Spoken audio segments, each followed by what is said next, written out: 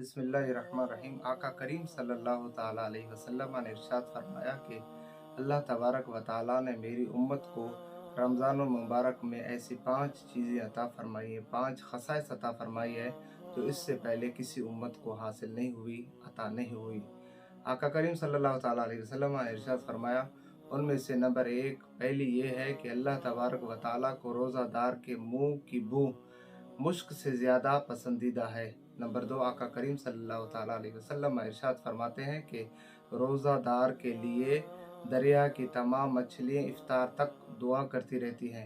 Number 3 आका करीम सल्लल्लाहु ताला अलैहि वसल्लम इरशाद फरमाते हैं कि जन्नत को हर रोज़ आरास्ता किया जाता है और हक ताला यानी अल्लाह तबारक व ताला जन्नत से मुखातब होते हैं और जन्नत को अल्लाह ताला फरमाते हैं कि ऐ जन्नत, अन करीब मेरे नेक बंदे तुझ में दाखिल होंगे दुनिया की मुशक्क़तें अपने ऊपर फेंक कर।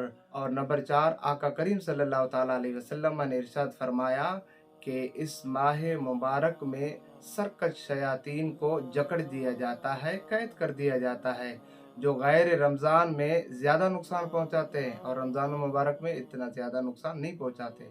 5वीं बात आका करीम अलैहिस्सलाम ने इरशाद फरमाई कि जब रमज़ान मुबारक की आखिरी रात होती है, अल्लाह तबारक व ताला बख्शिश फरमा देते हैं। सहाबाए किराम ने अर्ज़ की, या रसूलल्लाह सल्लल्लाहु अलैहि वसल्लम, आका क्या ये लैलतुल कद्र की रात है?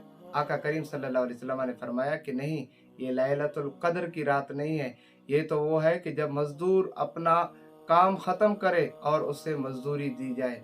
सुबहान अल्लाह, अल्लाहु अकबर।